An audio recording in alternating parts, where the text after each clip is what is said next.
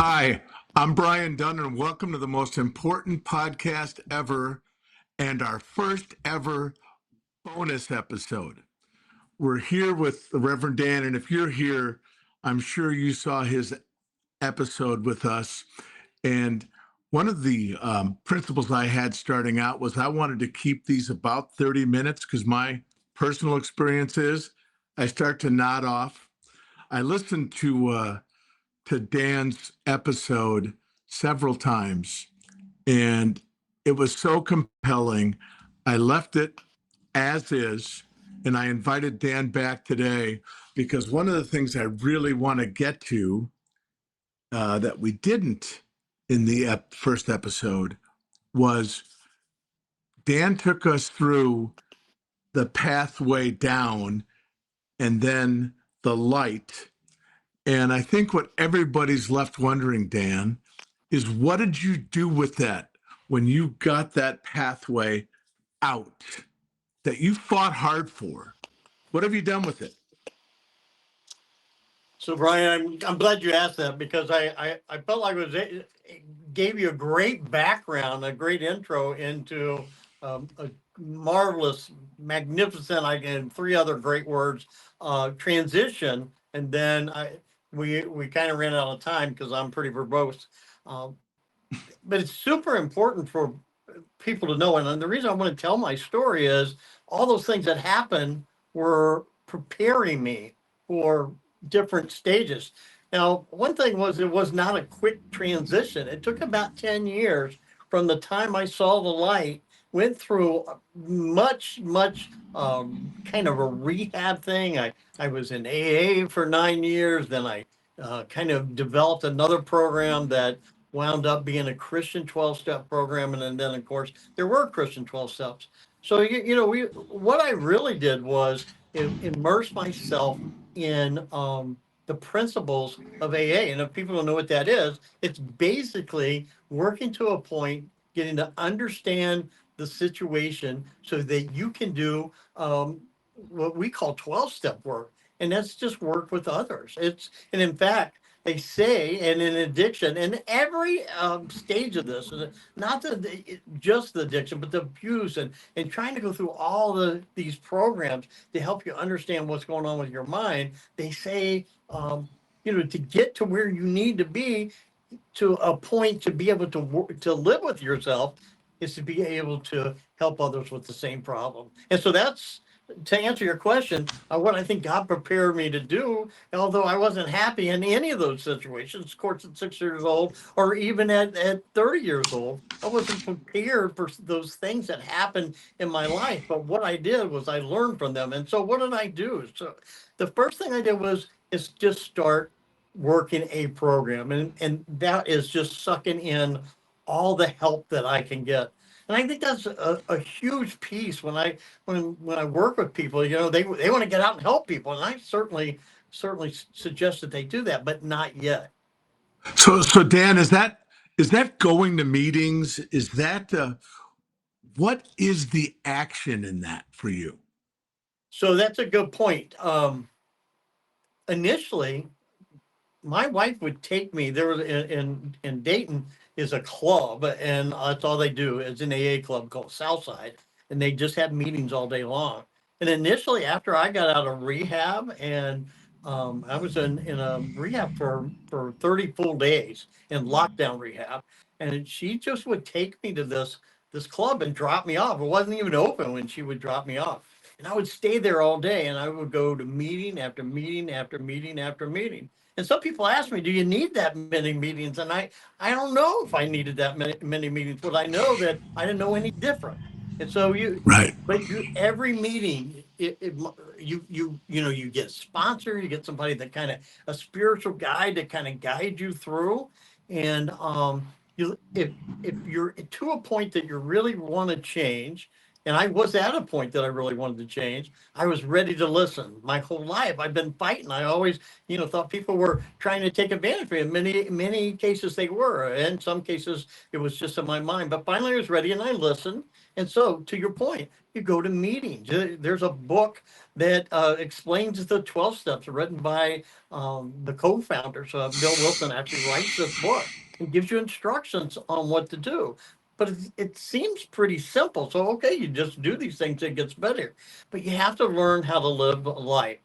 And I told you during the previous interview, I was about 6 years or 5 years into this from 91, I think, before I met you.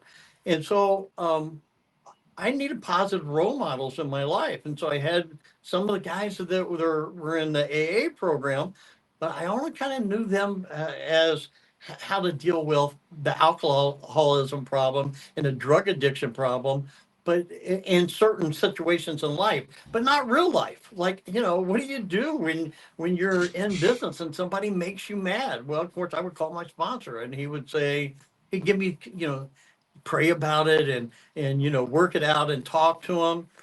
But the things I needed help with was how do I not just beat them to death? You know, how do I get over this anger and hurt? How do I try to not get back at them? And the big one for me, how do I not just hide from the problem and run away? And so the Mm. first part, just to your point, the first thing I had to do is immerse myself in the solution. That in this book that I was telling you about, it says, "Hey, we've got all these problems, but here's the good news: there's a solution." And the solution is, admitting you have a problem, admitting you can't take care of it, finding that there is a power greater than yourself that can help you take care of it, then looking deep into your life. Right. So, as you're working through that, and this recovery lasts a lifetime, doesn't it? Then, at what point do you feel like you're ready to go out and minister, to be a sponsor, to connect with other people? So it took me about a year to be able to actually kind of think straight. That everybody's different. I see, especially in today's world, people they move them through the 12 steps fairly quickly, or whatever. Or 12 steps are not the only recovery vehicle out there. Tons of different ones. It just seems to be the one if you work it the way it was originally um, written, the one that seems to have the best success rate. But so it took me about a year to just be able to interact with people and not just always want to go back and do the wrong thing.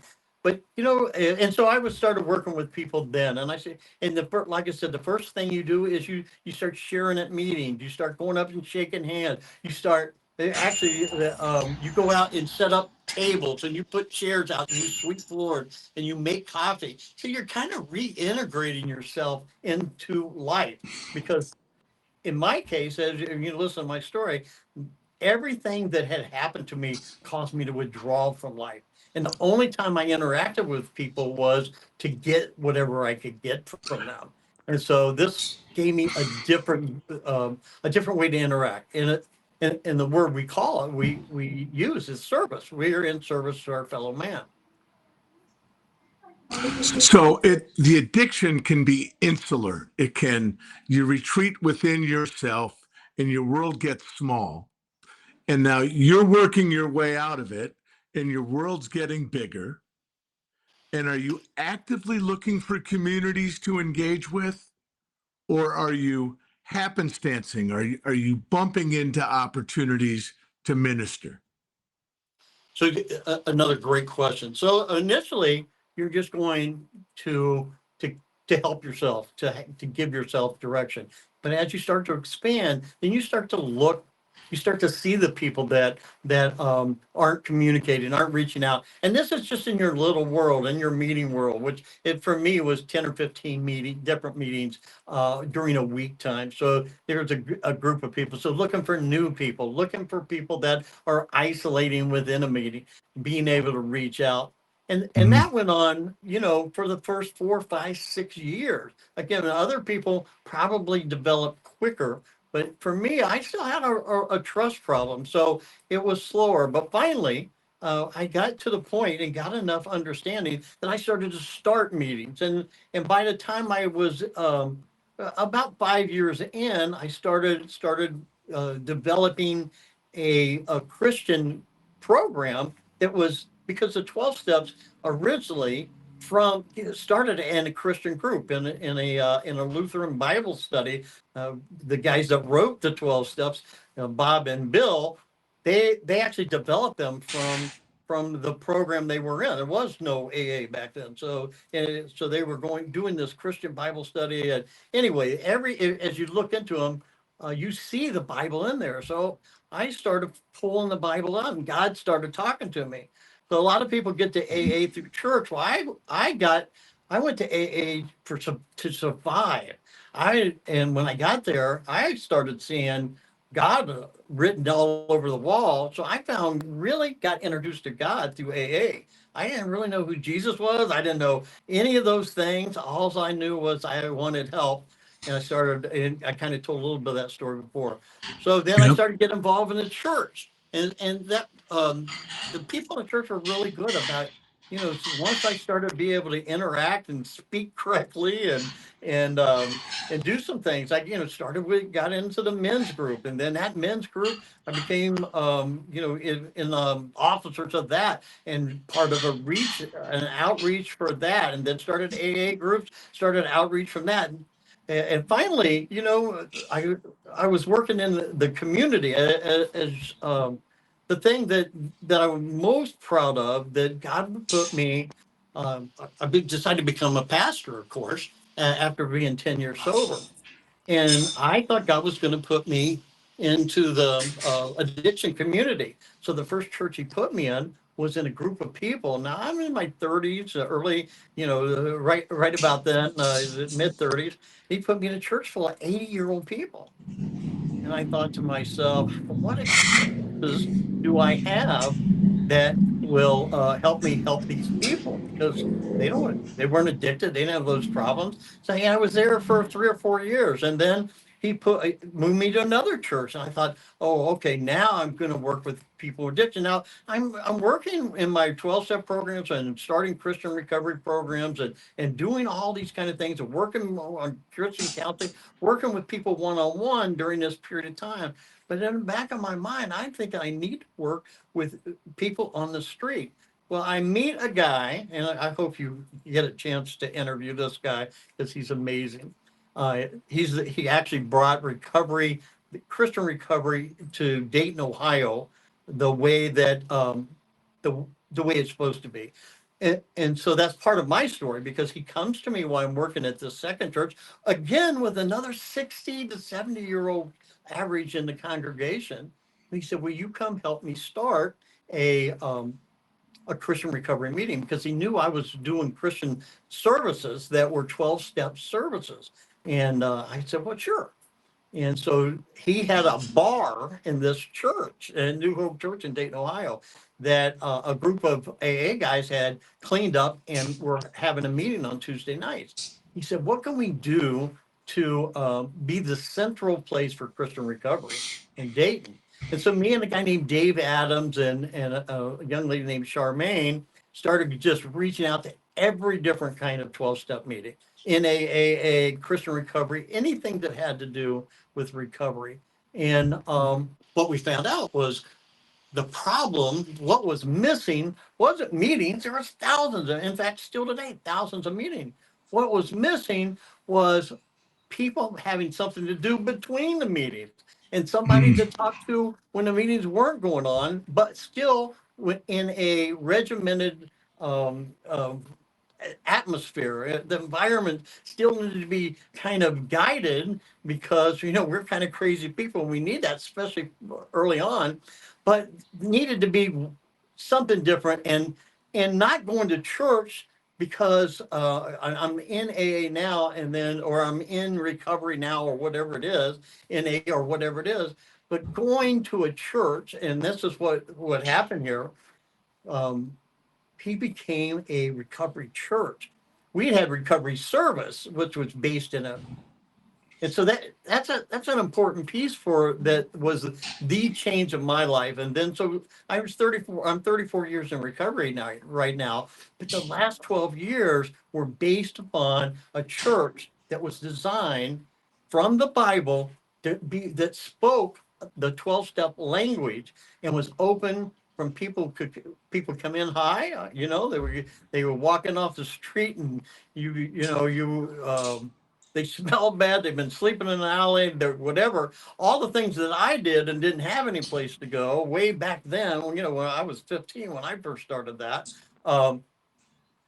But this place was just totally open. This guy named Pastor Jeff Cartwright, he loved everybody and he wanted to be able to embrace that community. And so we started developing meetings, and that's what happened.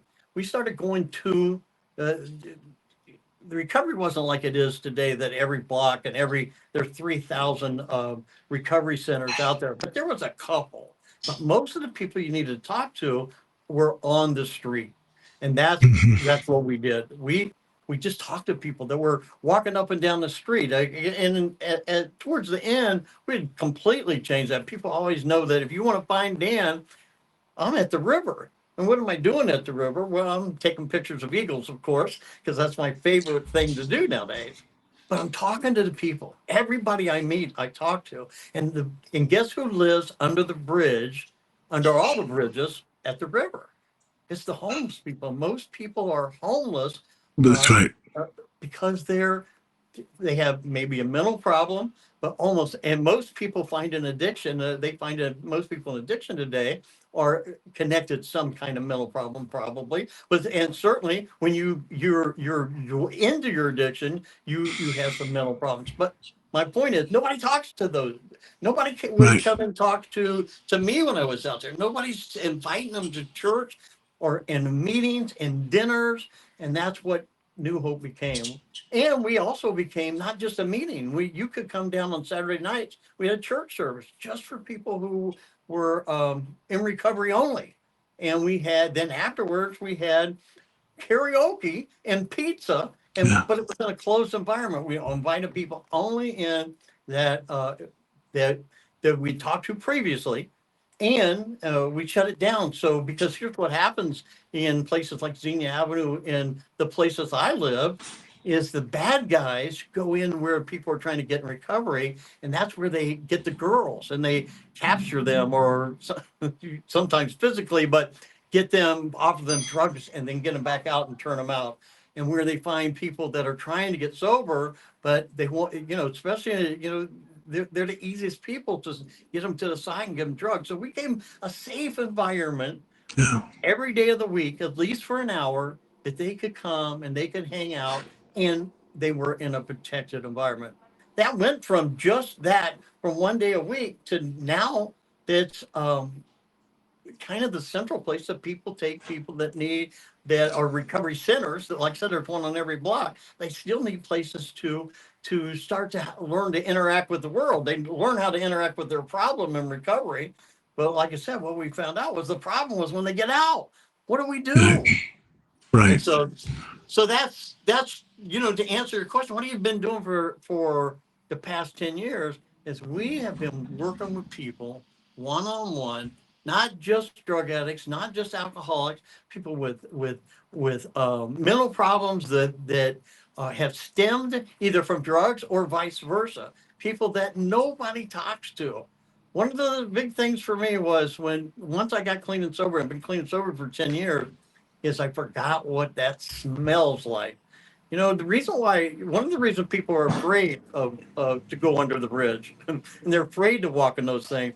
And people ask me, why do you think God put you through all that stuff? Why do you think God let you be an abused child? Well, I don't think he let me, but I lived in that world. But why did you have to go through that? Why did you have to go with being homeless at 15 years old? And why?